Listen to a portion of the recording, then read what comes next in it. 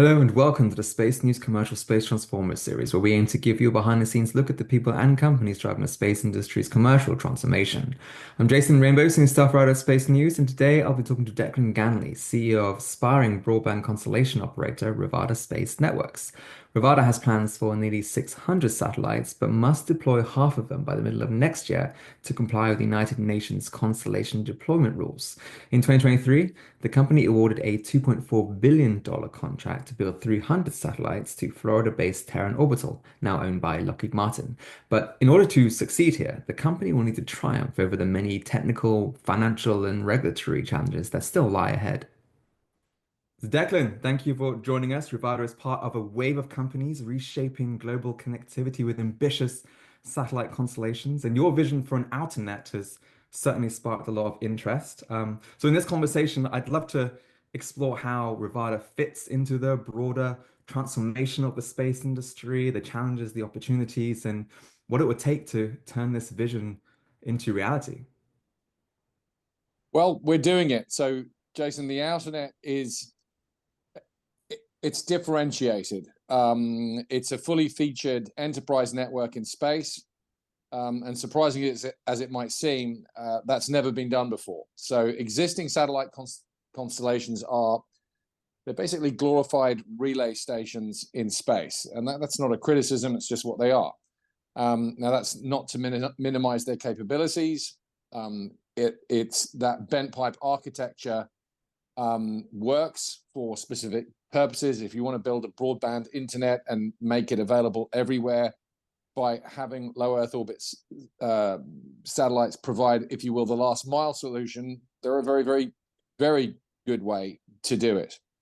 But what we're doing that's different is we are taking the next step in satellite connectivity. So we're doing dynamic data routing, or routing, as you Americans say, in low Earth orbit. And it's a hard problem. So I'm very proud of the work that we've done to solve it. And it's not enough to say we've got lasers on our satellites. You've got routers flying through space at 15,000 miles an hour. You've got handoffs between user terminals and satellites overhead. And in the midst of all that, you need to provide customers with constant, reliable, and resilient data rates. And the reason this hasn't been done before is because it's hard. But the payoff is an enterprise-grade network in space, which operates seamlessly with enterprise and government customers, existing connectivity products, effectively extending their private networks, that's those customers' private networks, to the entire world at a stroke. So the benefits for security, for latency, for coverage are enormous, which is why our customers are so excited about what we're doing. The Outernet is not a marketing name. It's the first instance of a fully self-contained global communications network. Every other global communications network is a patchwork quilt of different people's networks stitched together through various protocols. There's nothing wrong with that. It works very well. But where you have customers that want data sovereignty, data residency, data security, where they want to avoid what I sometimes crudely call the brothels of the internet, which is all of those gateways, and you send an email from one place in the world to another. You stream this data stream. We don't know what the routing is. We don't know where it's been. We don't know who has mirrored it, who's copied it. And of course, we have encryption for all of those things, but you're still going through the brothel. You're going in the front door, you're coming out the back door, and the Outernet just avoids all of that. So you know where all your data has been all of the time, and you've kept control of it. That's a big differentiator. And because of the architecture, it's also faster. So you've got much greater speed, you've got lower latency, and you have, because the cyber attack surface is so small, because you don't have gateways that you're going through, those brothels, your cyber attack surface is so small, it's just the walls to penetrate this thing are much higher than they are on any other network. Very good. I live and work in the US now, but I'm British and still somehow holding on to that accent. So routing makes a lot of sense to me, for now at least. For now. But yeah, so there are big regulatory deployment deadlines, of course, tied to aspiring constellations like yours. Can you walk us through the upcoming milestones and your level of confidence in achieving them as they stand at the moment? So we've got a German license. We have through Germany, an ITU filing through Germany. There are ITU filings 3Com1, 3Com3 through Liechtenstein, which are in the Rivada name. There are various deadlines attached to all of those, but to make a long story short, and without going through all of them, we are in good shape to meet those deadlines, to stay on track for them. Both there's the regulatory deadlines is one part of it, and then there's customer expectations as well, because now that we have a pretty big pipe of MOUs, which are now starting to turn into contracts, that MOU pipeline is time sensitive too to those customers. So there are two pressure points, if you will. There's the regulatory pressure point, but there's also the customer demand pressure point, and those are it's good pressure because it working to deadlines is a good and useful thing, but we will make them. Very good. Yeah, and so Rivada last year said Liechtenstein's telecoms regulator had rescinded its priority K-band spectrum rights because of, I think, a performance bond wasn't deposited on time, a decision the company has strongly contested. How are you dealing with that? And what, with regulatory certainty being a challenge for many next generation constellations, what steps are you taking to ensure compliance and avoid, potential roadblocks down the We road? we have a we have so context is everything, and I'm limited in what I can say here, Hmm. but it hasn't been a secret that Rivada and its subsidiaries, including very much in Liechtenstein, have been a target of what is unmitigated lawfare, in my opinion, from China, and actually not just in my opinion, but were one to read the German Ministry of Economy report that came out with regard to what we have been doing in Germany with respect to these particular filings, the Liechtenstein filings. A US congressional hearing that was held to sort of late last year, which particularly focused on Rivada by mentioning us and what was going on. We have to be very cognizant of the litigation environment, and making sure that not only that we are complying with all regulatory requirements, but that also we do not do anything that unnecessarily creates vulnerabilities to mischievous, deliberate lawfare. And for those readers that are thinking, or not readers, but those watchers that are thinking, what the hell is he talking about? Have a look. It's the FT have written about this, the Washington Post have written about it, Diplomat Magazine, and others. There's lots there. Have a look at that. The congressional hearing. It was the committee. It was what they call the China Committee of the U.S. Congress. It was a hearing on Chinese lawfare, and that German government Ministry of Economy report. There's a lot in that.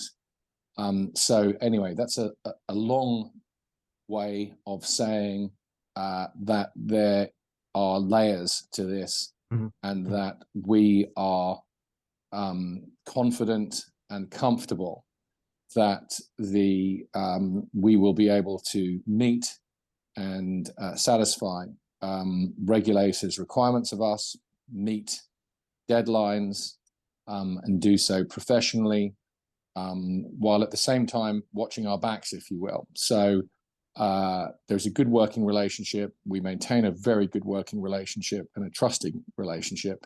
and I'm pleased with where we are right now.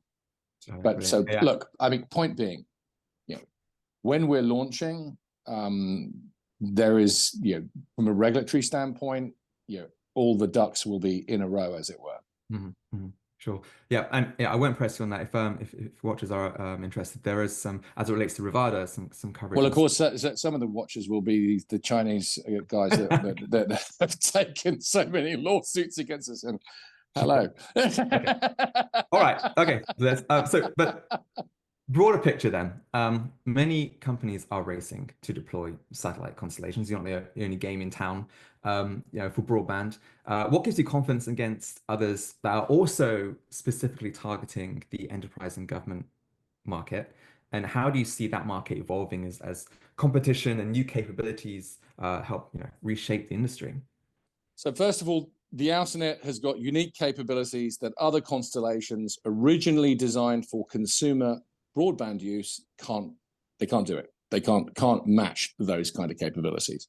So repurposing those constellations for enterprise use is possible, but it's a bit like putting a Ferrari engine in a Volkswagen. It'll go, but it's still not going to be a Ferrari. You can make it run, but there's always going to be a mismatch. As my granny used to say, you cannot make a silk purse out of a sow's ear. So my granny was from Achill Island off the west coast of Ireland, but you can't do that. Now, there are excellent broadband LEO constellations for consumer use. They're very, very good, and they do the job. And so the Venn diagram of their customers and our customers, I mean, this is one way to think about it. LEO constellation, say Starlink. Starlink's going to have probably billions of customers eventually. Maybe over 1 billion customers, maybe more. We'll have maybe at most 3,000 customers. That'll be it. But our customers are going to be very large enterprises and governments. And those customers are customers that will, of course, they will be then using that wholesale capacity to do whatever it is that they're doing. But they value the kind of things like data sovereignty, data residency, data security. If you're sending cat videos, you're not going to care about that stuff very much. If you are running a high frequency trading platform, or you are a pharma company that's moving extremely sensitive data, or if you're running connected oil platforms in real time where you need drilling data as it's coming in and to be able to process it at your headquarters, and hundreds of other potential use cases, then latency, speed, the security, the fact that that you have a small attack surface, those things are going to matter to you in a way that they do not matter to a consumer. So it's a different, very different market. So the second prediction I'm going to make now, because there is I hear it in the market and it makes me chuckle. And I've been hearing this stuff since I was 19 years old, and it's a long time since I was 19 years old. But I'll make this prediction. You can follow up with me about this in 5 years' time. All the talk about looming overcapacity in LEO is totally wrong. It's wrong. There will be more demand for orbital networking capacity than the industry can supply. I'm reminded of the early predictions about growth in demand for mobile data in wireless. The forecasts were always, looking back in retrospect, they were laughably wrong. And so it's now, and that's the same. We have the same situation in satellites. So forecasters and analysts are missing the acceleration of growth in the demand that I see coming. Mark my words, I'm seeing it. I'm engaging with the customers. And I'll tell a story. So this was 1995, early 1995. I had a Forrester Research report. No disrespect to Forrester Research or whatever they're called now. But, and I was bidding on Ireland's second mobile phone license at the time. It's the GSM license. And the Forrester Research report predicted that in some very distant year in the future, it was a long, long way out on the chart, that up to 10% of the population could have a mobile phone. And I remember, arguing with guys who were saying, no, no, no, that'll never happen. 10% of the population will never have mobile phones. I remember telling a boardroom in Ireland of the national broadcaster, RTE. They were a partner with me in this bid. And I remember telling their board that one day school children would bring their mobile phones to school with them, and they literally laughed at me. They laughed. It was the most ridiculous thing they ever heard. And so these predictions, I remember sitting in Heathrow Airport, in the Aer Lingus lounge in Heathrow Airport, with a member of the European Parliament who told me that data would never take off in the mobile environment, that people just needed voice, that they would never use mobile phones for data. So I've been around the block a few times. I have got 15 bit. Are you still there? Yeah. Yeah, I've got 15 billion of a pipeline, not a pipeline, of signed MOUs, executed MOUs from future enterprise customers, government customers who are saying, we are going to need this. There's going to be more demand than there is supply. Okay, that is interesting. So yeah, you clearly see a lot of demand out there, and you have a unique proposition to chase it. But you've also been as a company that is private in many senses of the word, been notoriously tight-lipped about financing specifics for what is, a multi-billion-dollar constellation. In a market where investor sentiment has been shifting and funding has become more selective, can you provide any updates on funding progress or partnerships that will help secure this constellation's future? We have a great investment bank, a very well-known investment bank leading our process at the moment. We've raised a lot of money over the last several months, particularly towards the end of last year. We're continuing on that trajectory. And again, for our Chinese viewers watching this, I'm not telling you.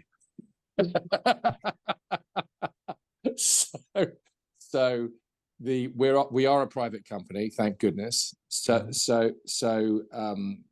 We are a private company. We can keep the information close hold. The only people that need to know right now are our investors, our shareholders, and also multiple key customers that we're dealing with, and of course some of our suppliers.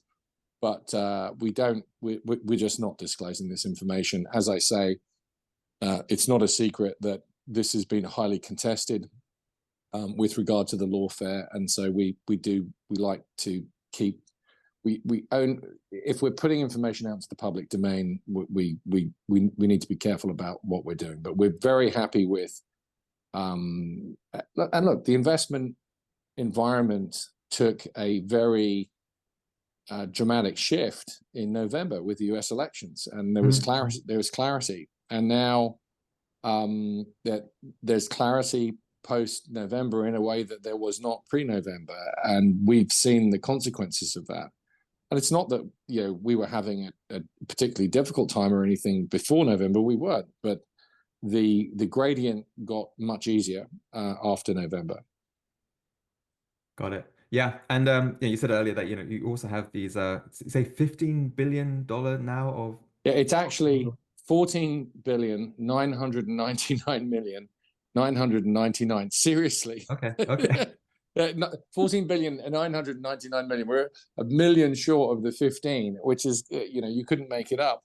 So that'll be blown through any day now. But that's where we are in signed and executed MOUs, and these are MOUs with pricing in them, with sort of details of anticipated capacity requirements. Now they're not fully fleshed out insofar as it's very hard for a customer to be able to predict exactly how much capacity they're going to need, 2-3 years down the road. But they've got ballpark figures in them, but they're useful. They're very useful runway lights. Sure. Yeah, and very useful for the financing too, to say, Yeah, there's yeah. demand. So, but what can you say about these customers? I mean, what industries do they represent? Is there any kind of trends you're seeing Well, there? in terms of customers, we've got the US Navy, which has been announced, and that's going to be a very important customer for us. But in addition to the Navy, we've signed up customers in telecommunications, maritime, aerospace, and enterprise. And as a wholesaler, many customers are value-added resellers.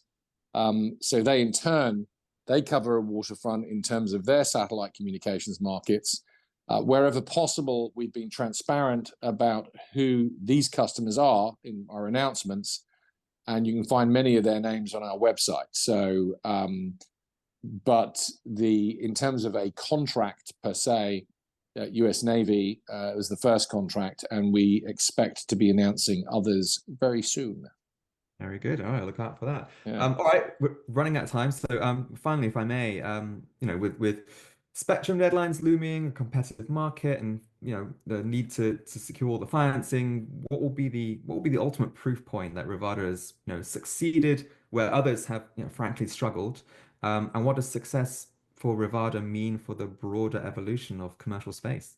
So again, what we hear from our customers every day is that we're bringing products and capabilities to the market that others are not, that others can't match.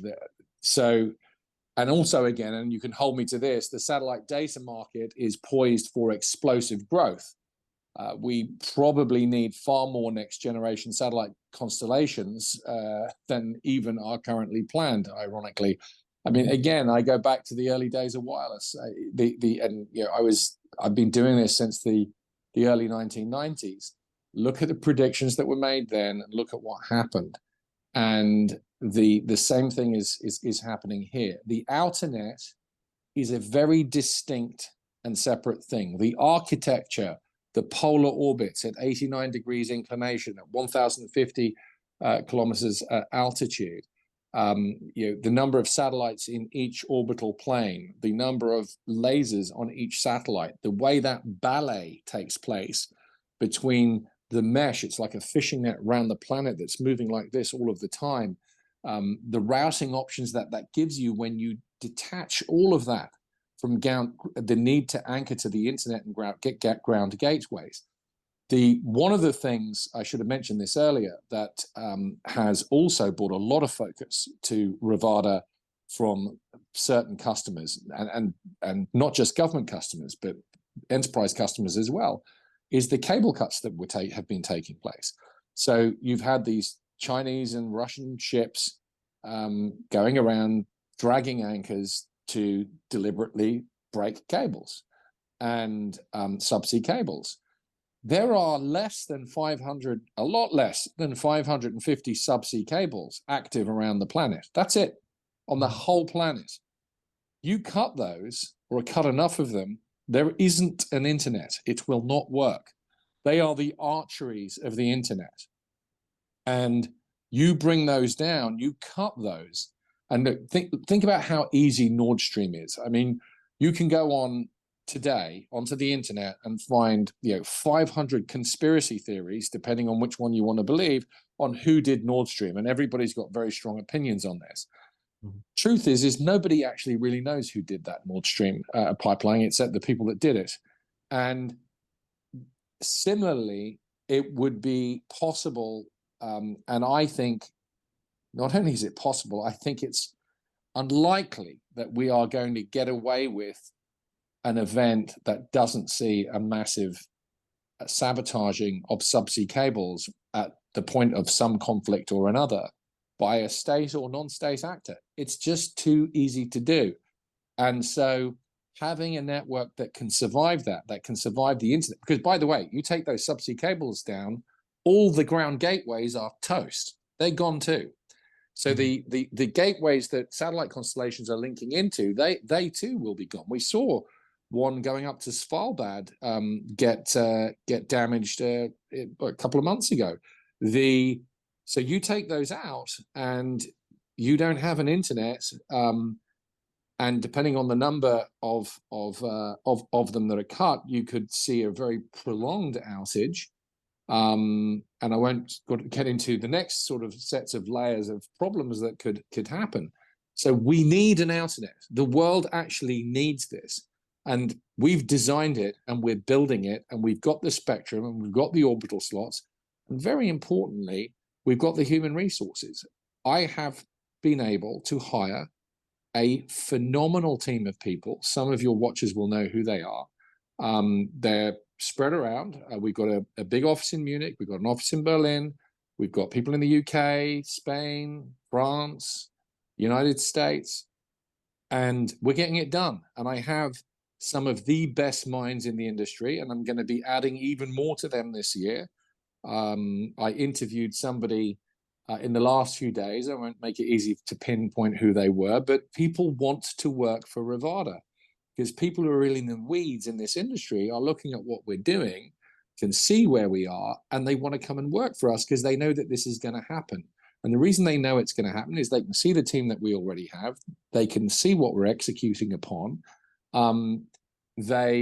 They know that, yes, we have had challenges in the past. Show me a satellite constellation project that has not, because every single one of them has. They know we got through. They know that we got through those, and the demand for this is really obvious. So we feel really good about where we're going. We're very excited that the Outernet is going to change the world, which it is. And we're not the same as all the others. We're not another satellite broadband internet network. The spectrum allocations that we have are very important. And as I say, we've got the team to do it. So we're getting it done. All right, good to hear. Declan, thanks again for taking the time to share your thoughts. You know, it's clear Rivada is aiming to play a critical role in the next era of space-based connectivity, and it's going to be fascinating, frankly, to see how your vision unfolds. Thank you. And don't forget to check back with me in 5 years I will, about yeah, the I'll mark it on satellite my calendar. capacity demand. Okay, Yeah, see you. yeah. Bye-bye. Thank you. Yeah.